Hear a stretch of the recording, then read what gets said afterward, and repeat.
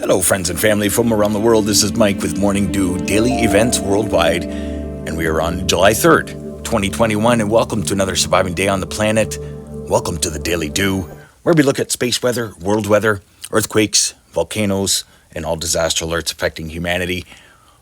Looking at 304 angstroms right now, the last 48 hours on the sun. And we have some active Earth-facing sunspots and as well a flare to talk about. That's right, looking at incoming imagery here. Slightly active northern sunspot there on the right. But then watch in the outgoing position there, watch that quickly formed sunspot. Left-hand side there. And then it quickly produced an X-class flare. A 1.5 X-class flare. And you can see plasma filaments roping around there. Lots of activity on the sun today as we have four sunspots to talk about, and as well that solar flare. We did have an Earth-facing coronal hole, but it has since diminished.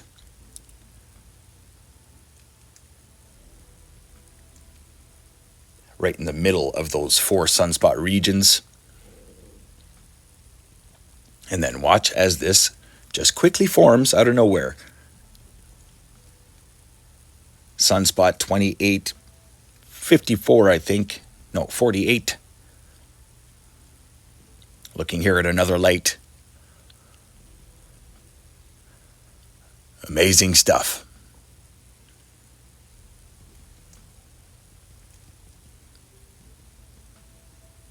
We are now enduring solar cycle number 25. Should be a doozy, as NASA has warned before. So looking at our solar ray flux, you can see here, we are up into the X-class flare range with the solar X-ray flux. Other than that, geomagnetic activity remains low. LASCO 2 and 3 showing the event here. CME. And then flare right there. X-class flare 1.5.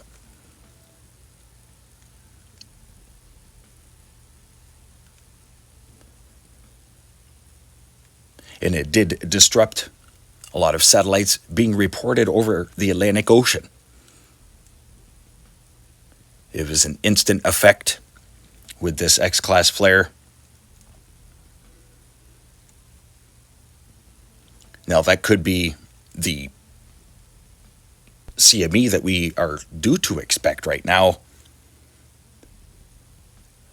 But still, some amazing imagery here coming from our sun today. And looking here at the D.E.W absorption. This is the highest frequency absorption map. You can see that small flash over Africa and Europe. And then it moved over the Atlantic, and it was constant. And then boom, huge effect. Frequency affected by the 1 dB absorption. That is the X-ray flux. That is from the X-class solar flare.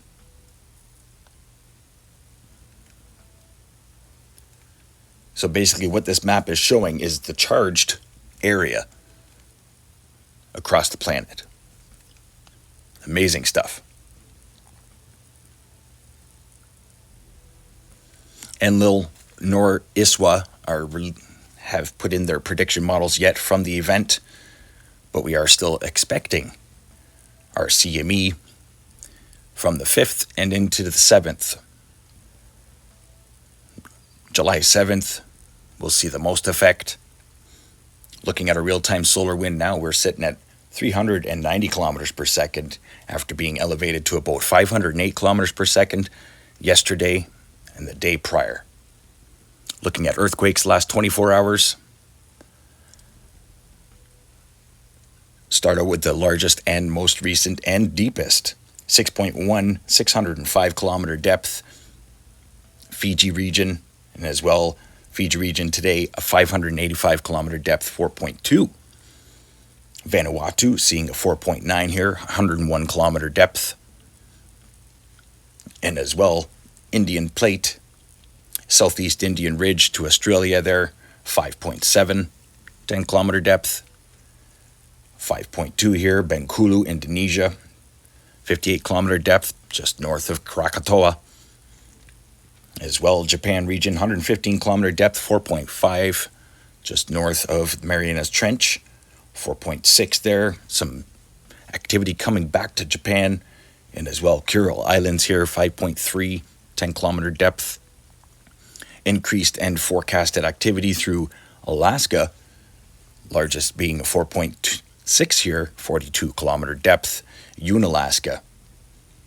And as well, Atka, Alaska, going off right along the Aleutian Islands here. Big low-pressure system in the area right now affecting them. Looking across the North American plate, 2.7 there to report, Stanley, Idaho. And it's been rocking through California today. Running Springs, California, 3.0. As well, Fortuna, California, 3.5. Bodfish, California, 3.5. As well, Parkfield, 3.3. And the Geysers with a 2.7. So active right along the coast. And we'll have a quick look at USGS across the region. A little update on Yellowstone. We did have that swarm the other day, but has since calmed down. Seeing small tremors northwest of the lake still, though. As well, moving into Idaho, continuing action there. Stanley. And then all across California. Minor rumbles to report, looking at about 260 earthquakes the last 24 hours across the planet, and that's including all magnitude. Only real action here, Mammoth Lakes up into Sears Valley.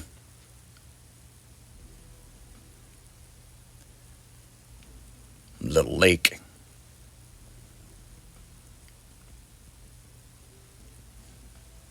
But this Bodfish, that's an interesting one.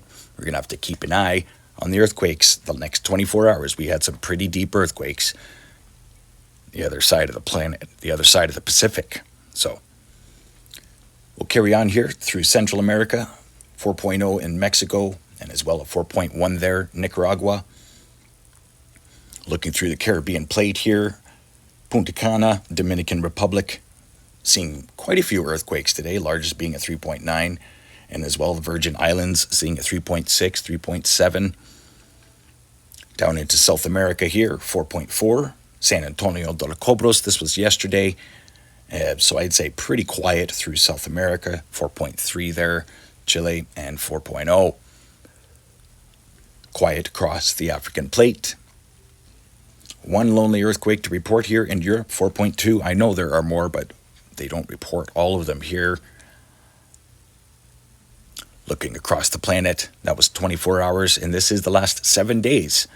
Looking at all the elevated rings, which are showing the depth of the earthquakes.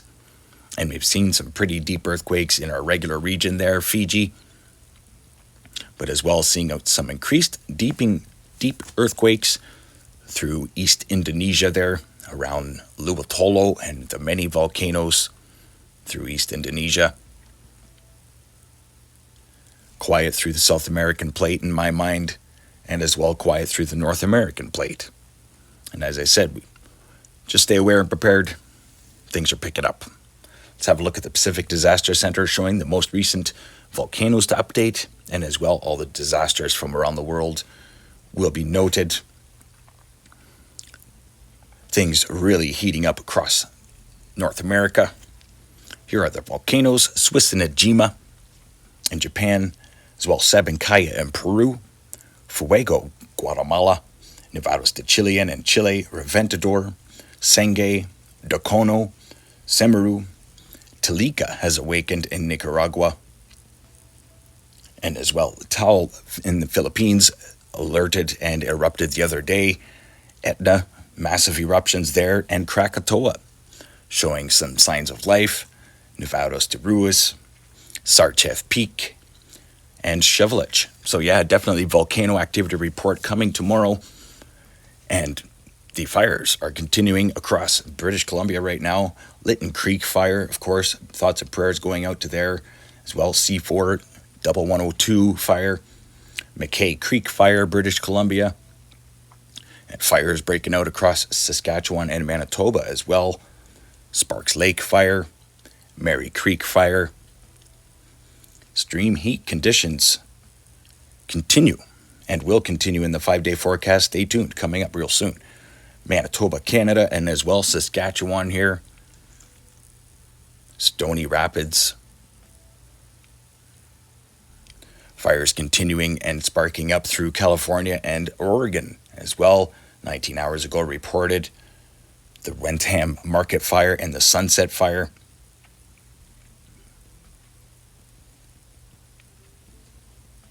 Fires around Shasta and south of Shasta. Fires through Colorado and as well Arizona still. Interesting.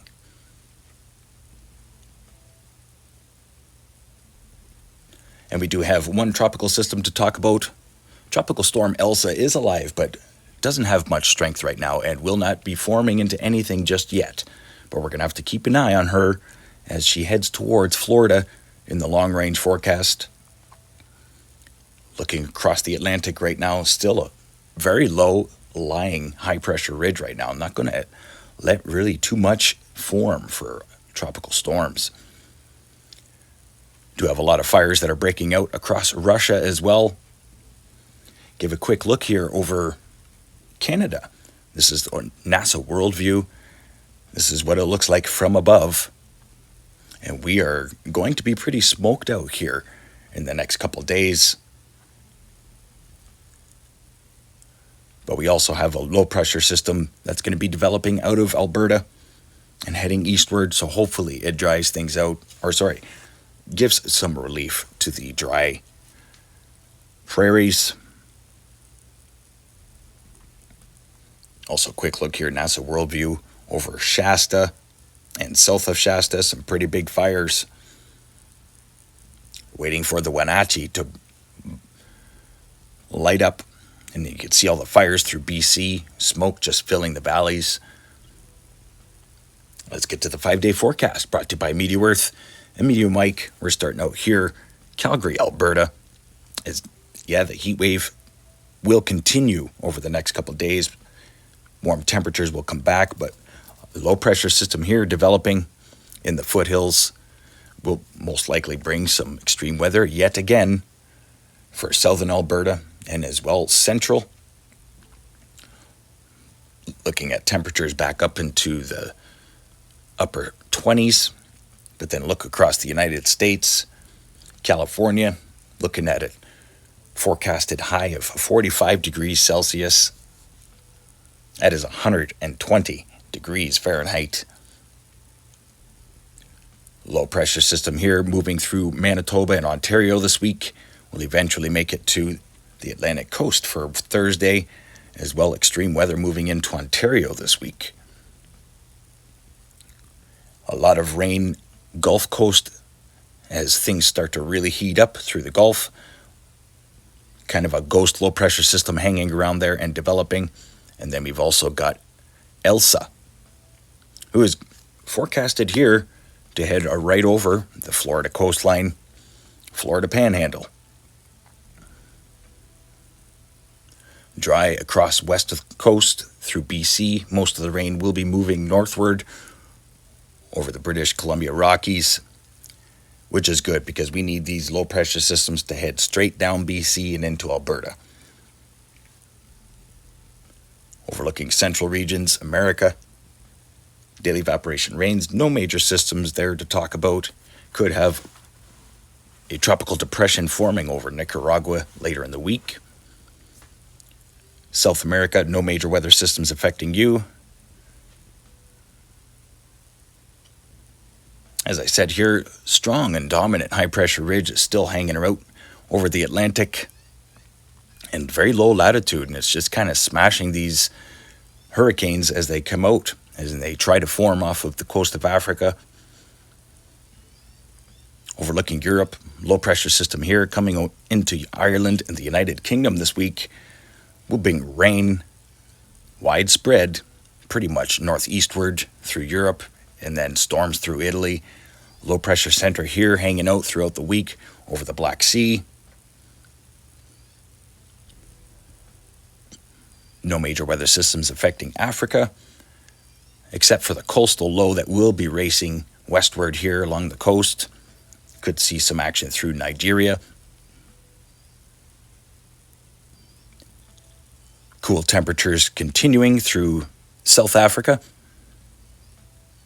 And then watch as this, you could have a tropical depression developing here in the long range. Still is only an area of interest heading into South China.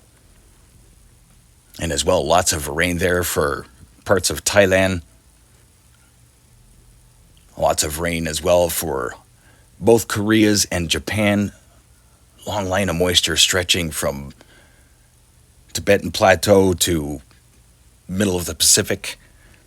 Daily evaporation rains continue here through Indonesia. Could be heavy this week through Papua New Guinea.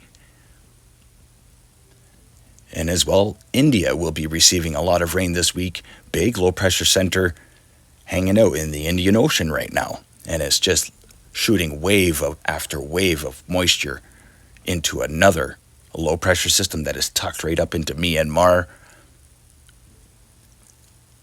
Overlooking Australia.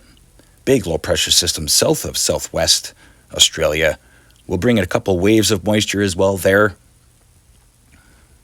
But nothing significant. Parts of eastern Australia, high pressure ridge and cool temperatures, getting ready to leave.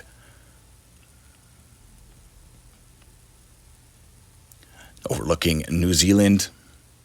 Lots of rain coming here for you after Sunday. High pressure ridge quickly moves out, and then watches this.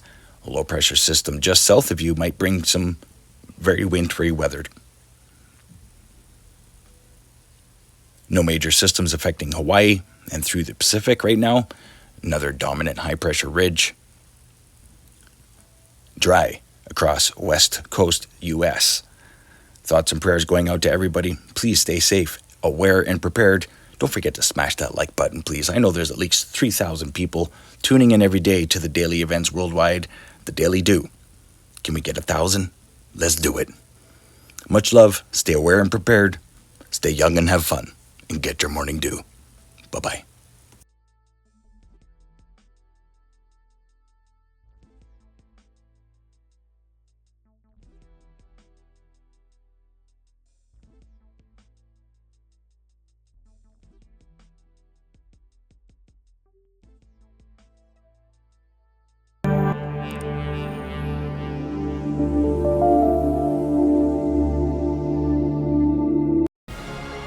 If you enjoyed today's video, please hit that like button, subscribe, share with your friends and family from across the world.